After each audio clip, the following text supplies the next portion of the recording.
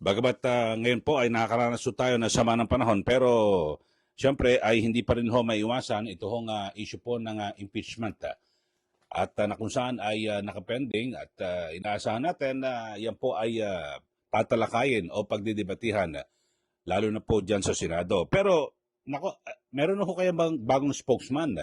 Ito hong mababang kapulungan ng Kongreso, yung House of Representatives. Kasi ito pong si dating Senador Antonio Trillanes, kagagaling lang ho ito sa magkasunod na talo no, na dalawang eleksyon, 2022, tumakbong senador at 2025 ay tumakbong mayor, ay pareho po siyang natalo.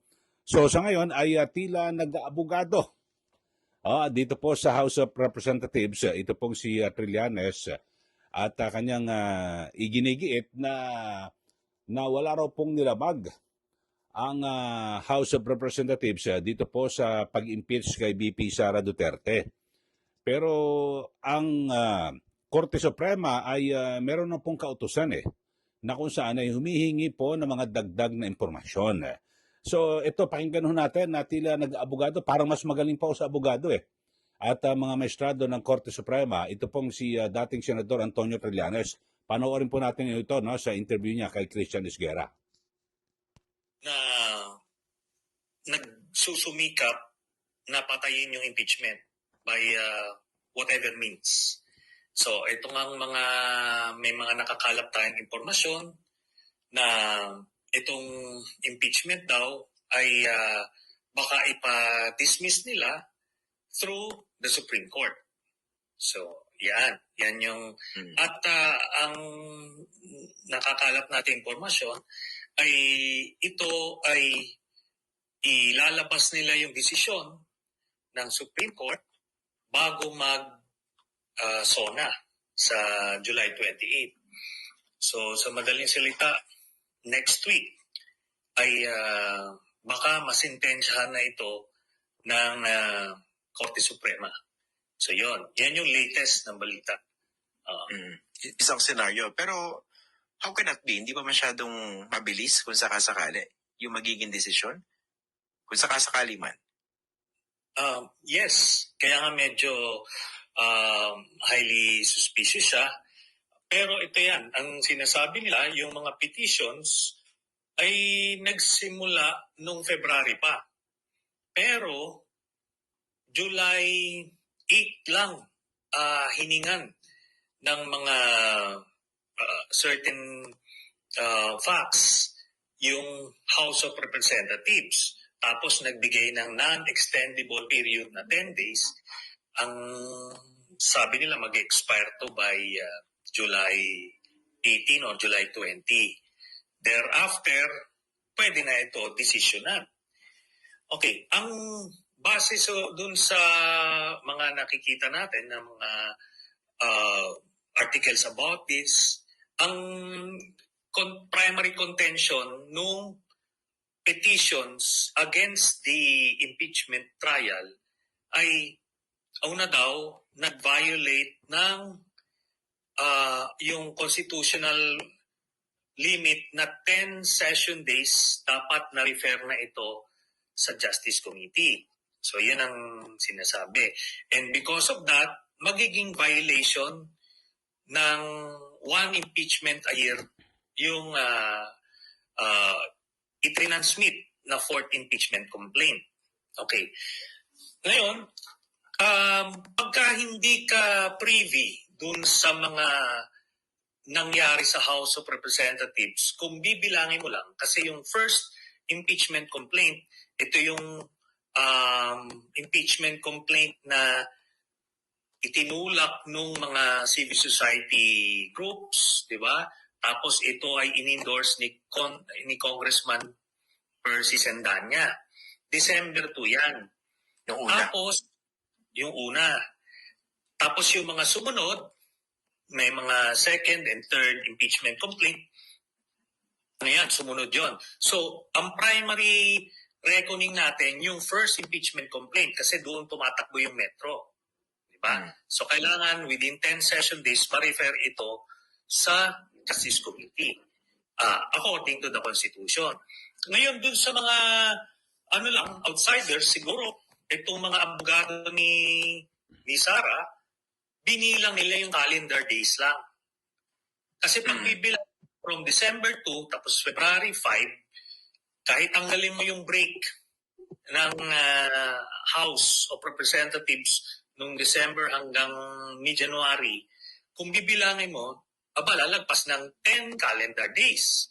Pero ang hindi nila alam ay nagsususpend yung House of Representatives nung mga panahon na yon. Kasi tinatalakay nila yung budget, may BICAM, lahat-lahat. So nagsususpend sila. Ngayon, by internal rules ng legislature, sa Senado man o sa House, kahit 3 araw magkakasunod yan, pagka nagsususpend lang ng proceedings, Session.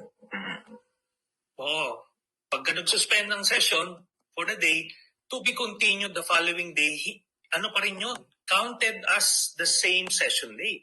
Okay, so yun ho ang pahayag ni dating Senador Antonio Trillanes at kanyang yung mga binabagit niya ho na parang talagang siya po ay eksperto. At sinasabi niya yung mga abogado daw ni VP Sara Duterte ay mga outsider. Itong si Trillanes, hindi ba siya outsider? Hindi nga siya senador o kongresista ngayon eh.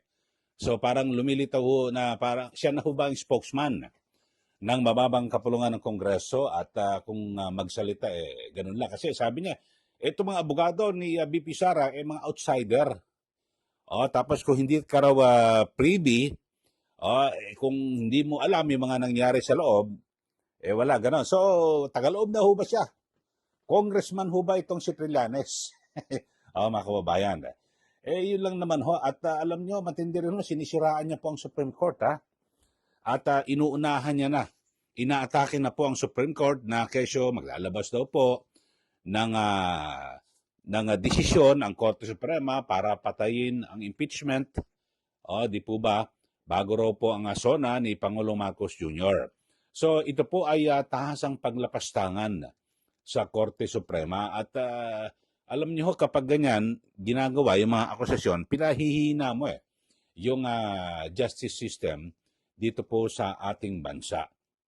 Ang liwanag ho ng binanggit ho ng Korte Suprema, sila po ay nagbigay po ng kautusan diyan po sa mababang kapulungan ng Kongreso maging sa Senado at humihingi po ng dagdag na impormasyon.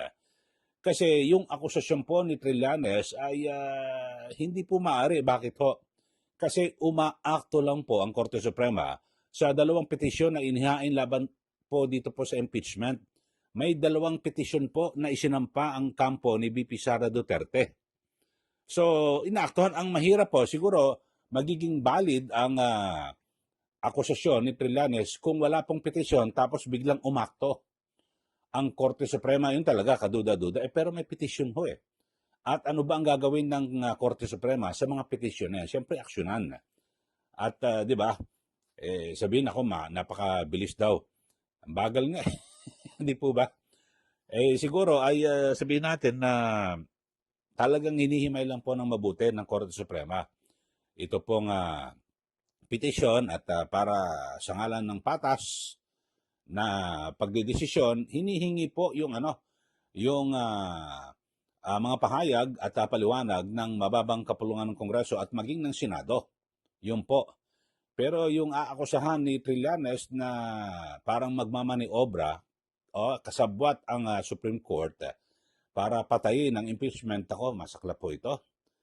Supreme Court, nakikinig ba kayo at nanonood ho kayo? Baka pwede niyong ipakontempt ho ito.